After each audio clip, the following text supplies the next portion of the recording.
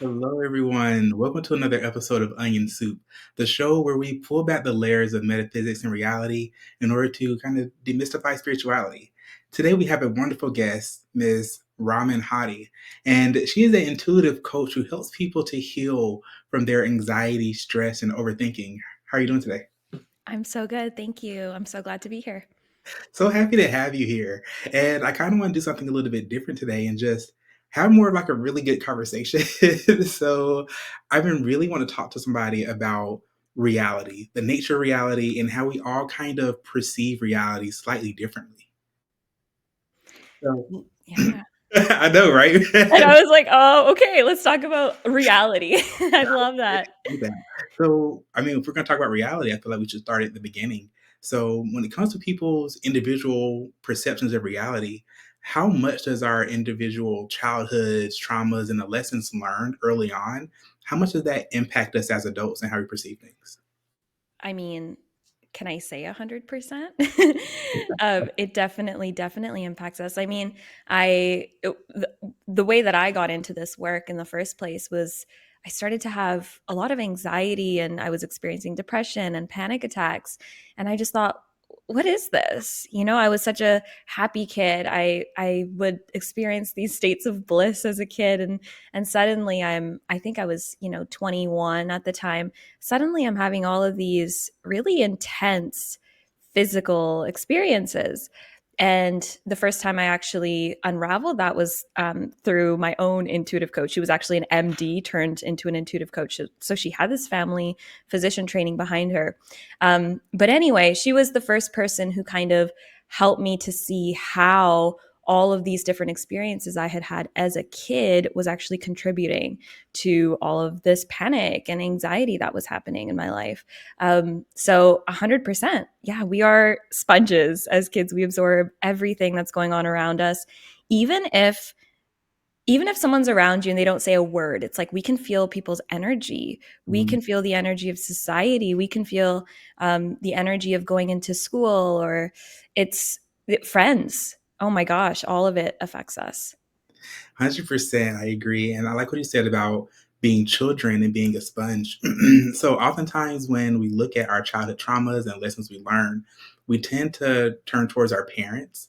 But I feel that a lot of blame gets placed on the parents. But the fact of the matter is, one, oftentimes, not always, they're doing the best they can with what they have. But also, they're just displaying the traits that they also learned in their childhoods. So when you talk about like generational trauma, how does that shape your reality as it flows from the parent to the child? I mean, it absolutely does. And I think you're completely right in that it's not about blaming our parents. And the more we can kind of, I mean, I'm really big on connecting to our spiritual essence. The more we can connect to that place of love in our hearts, the more we can actually connect to them on that soul level and see them as the soul that they are and the soul that they were and the soul that they've always been. I think there's a lot of innocence in that. Mhm. And when we can see that innocence, then we can reach that place of, maybe forgiveness.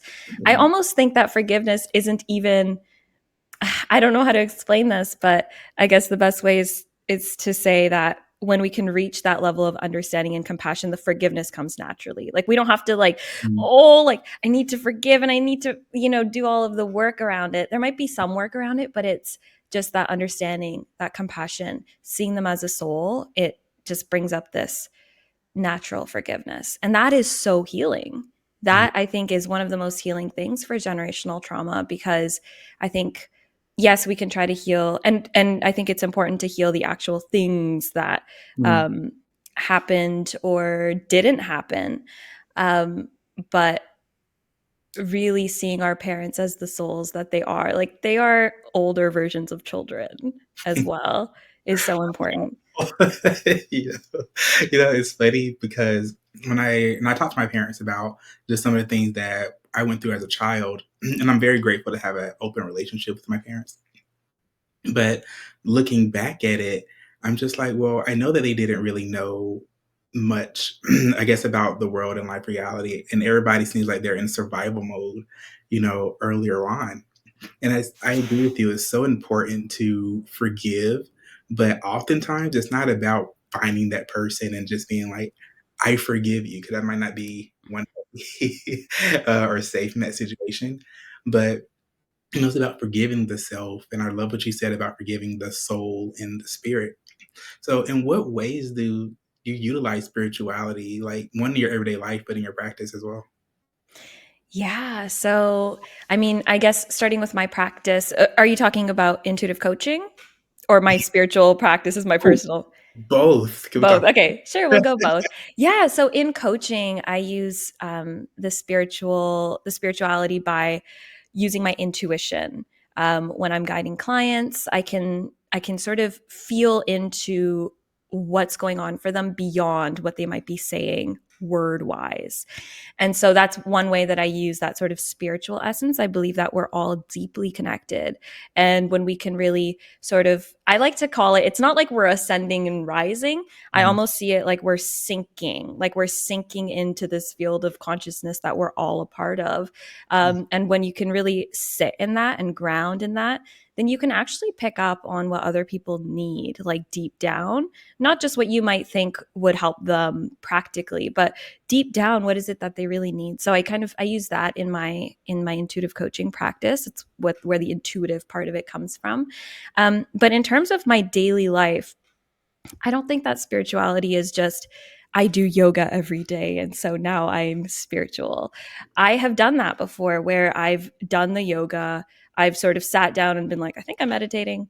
But things didn't change because I wasn't connected to the universal energy that's present to support us and guide us.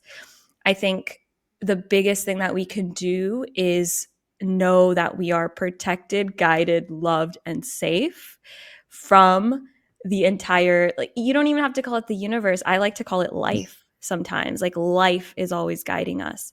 And when you can sit in that and live your life from that place, then I believe that things change. I think again, I still do yoga and I do all that stuff. I love it. I just signed up for this yin yoga thing that starts in January. So I love that stuff. But it's important to kind of dig deeper and tune into the support that's all around us.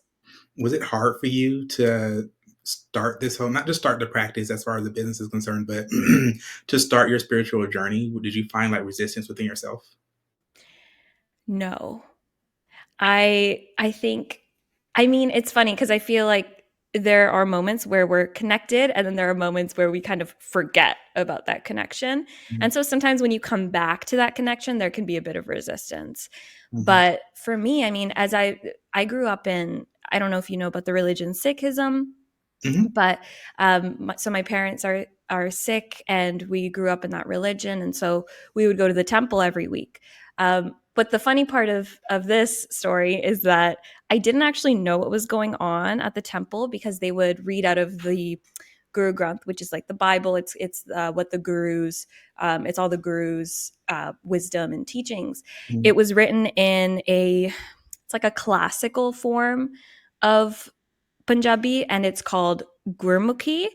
And I don't understand that. And most people don't understand what they're saying. So when I was at the temple, they were reading this book, but I never knew what was going on. However, I had this feeling of feeling peace.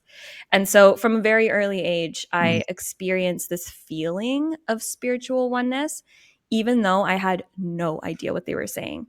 And it wasn't until I think it was maybe, 5-10 years ago where they started putting a projector up at the Mhm. temple with the translation so people could actually understand what was going on. I just think it's funny that so many of us grew up not knowing in Sikhism. Anyway, it was kind of funny. But so I always had that spiritual awareness around me. My parents were both very spiritual. My mom would say, come sit on my lap, let me tell you a story about the gurus. And she would tell us these really amazing stories about selfless service and altruism. And so I think that got ingrained in me as a kid. Um, my parents are such pure souls. They're so kind, sometimes to a fault, and so I really learned a lot about sort of spirituality through them. And I think even though it was a religion, I think every religion has a spiritual essence. Mhm. And so that's kind of where I learned spirituality from. So it was always there. I would talk to God as a kid if I felt like I needed some help.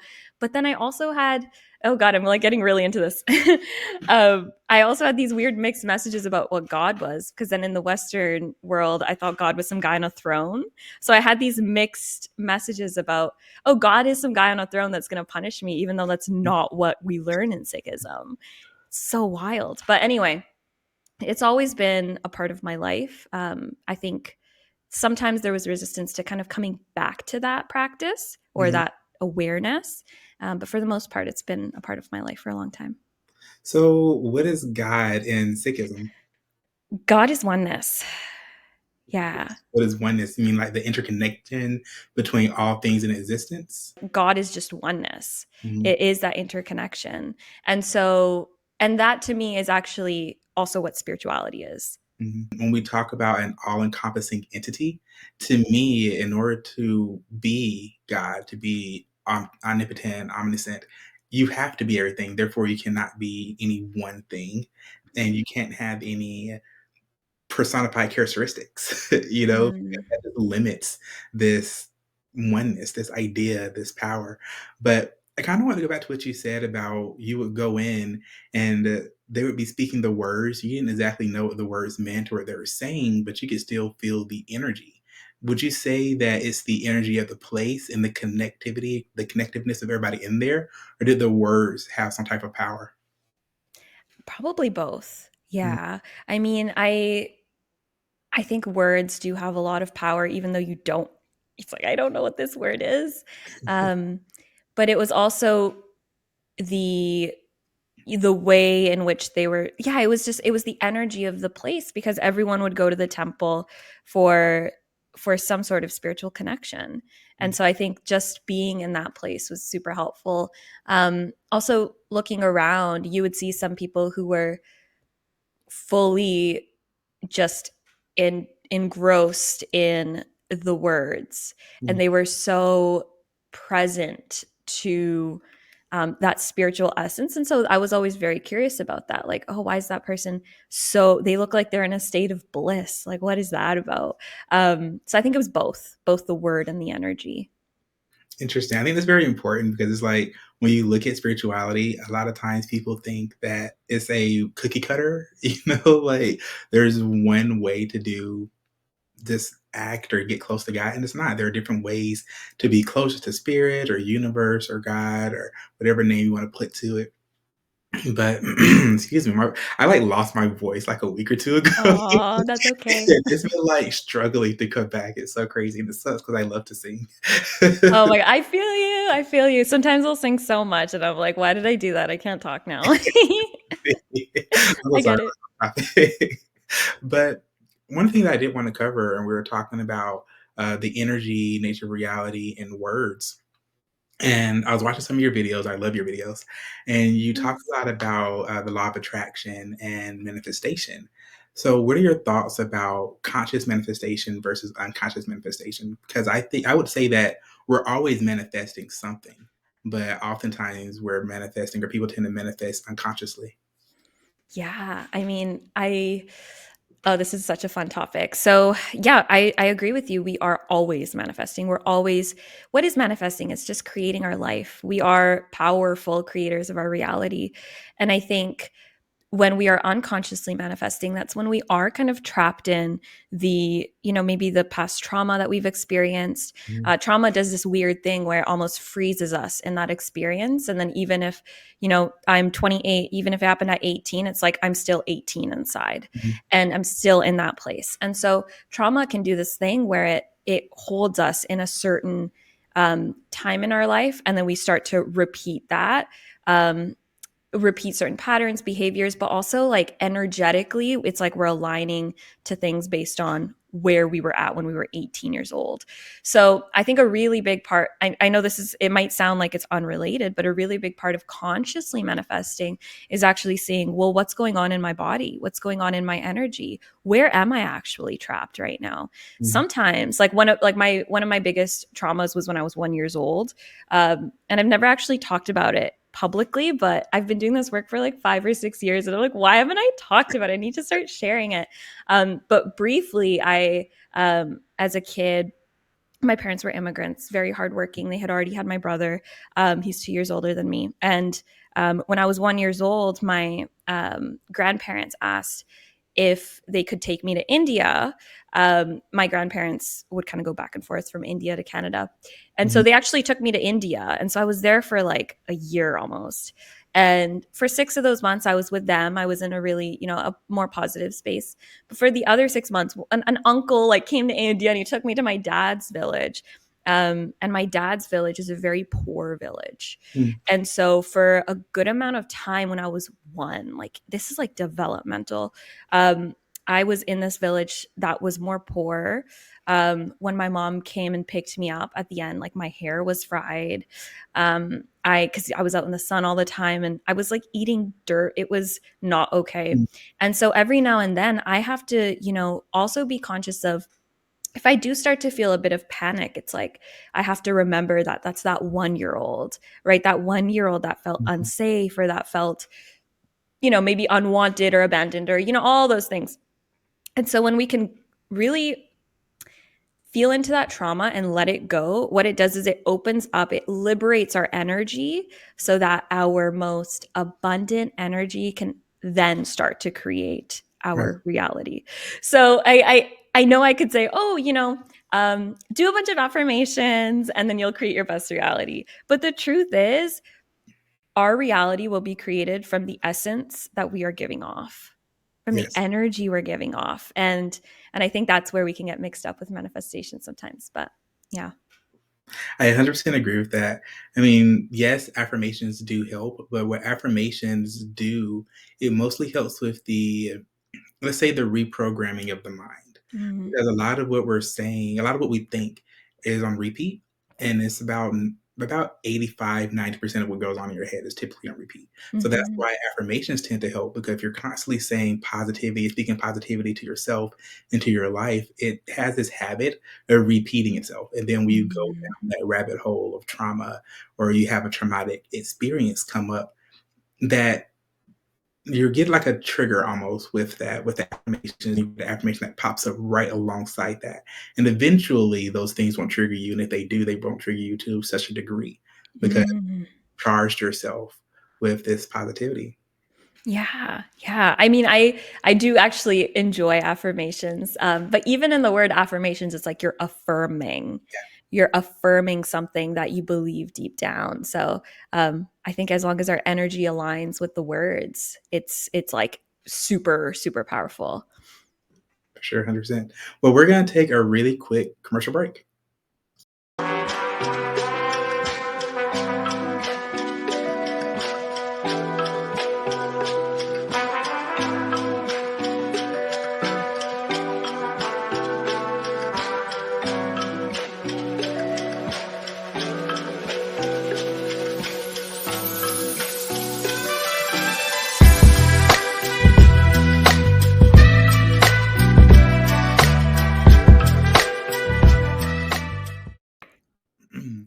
Hello, everybody. Welcome back. And I wanted to point out something that I saw on your website, and I love your website as well. but Thanks. and I wrote this thing down where you say there's a big difference between knowing yourself and embodying yourself. What did you mean by that? I love that. Oh my goodness. Wow. So I think we can know certain aspects of ourselves. So, for example, you could know that, well, I like playing guitar and I like to sing and I like doing that. And it seems like I like that versus actually feeling that, being that, embodying it means to like sit in the energy of that and Mm. to act from that place. So for example, you could say, "Oh, I love all those things, piano, etc., etc." But if we're never actually like sitting down and playing the piano, there's a difference between like it's like we know it up here, but we're not feeling it in here. So Mm. knowing something is more of like a mind-based thing. Embodying something is really feeling it in our body. Just the word embody has the word body in it. Mm. I love that. And I look at it like I'm an avid reader, like I love to read. But there comes a point where you read all this information and you know all these things, but you have to start practically acting upon it and then integrating that into your life because you can know something all day, but you can intellectually conceptualize an idea. But until you put it into practice, do you really know how to bake a cake? you know? It's true. Yeah. But Yeah. and one of the other things you have on your site is you talk about not being afraid of the shadow. I think it's a quote you got from somebody else, but you talk about not being afraid of the shadow because all a shadow means is that there's light nearby. Mhm. And I just found that to be so inspiring. Yeah, absolutely. I mean, I forgot who that quote is by, um, but it's so inspiring because I think when we are in the darkness, we forget that we can turn the light on. We can see what's really going on. We can start asking the deeper questions. I mean, I most of the people that I know that have been through, what you can call a spiritual awakening or just really big changes in their life, um, it usually comes from some sort of suffering.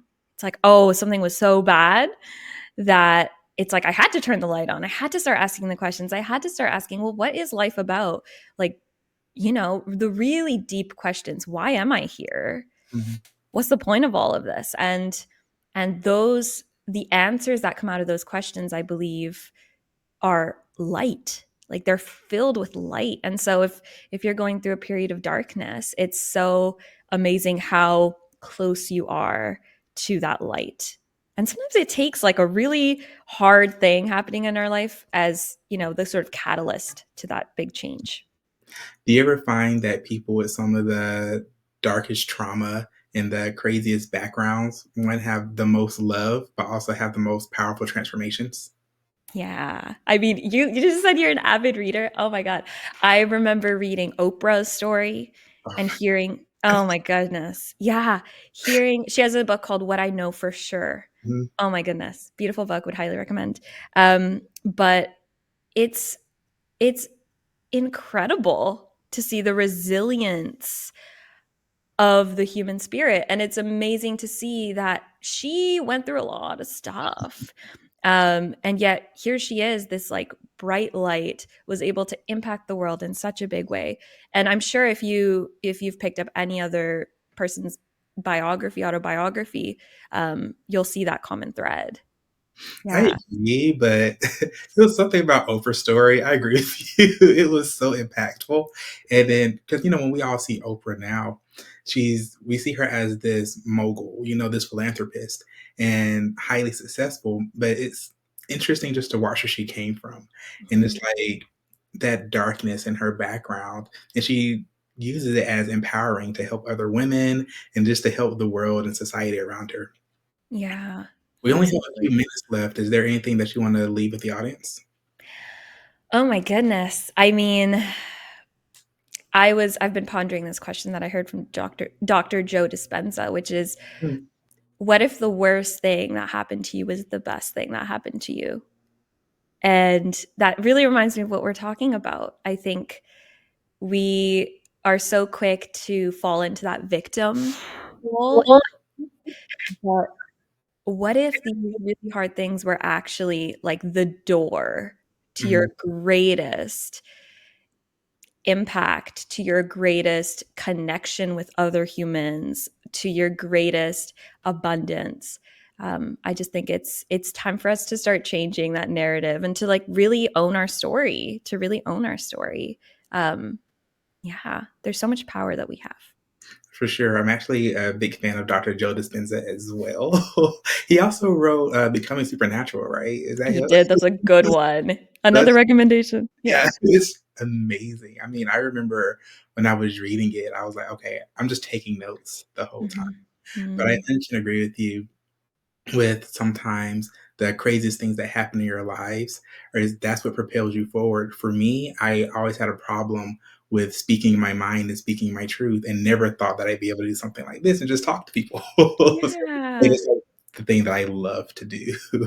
Absolutely. Mm, And Dr. Joe Dispenza's story is amazing. I mean, he at one point he was in a wheelchair, he was in a major accident, I believe it was, and he healed himself. And like look at him go. Look at him helping all these people in the world. It's like what if your worst moment was the actual best moment, you know?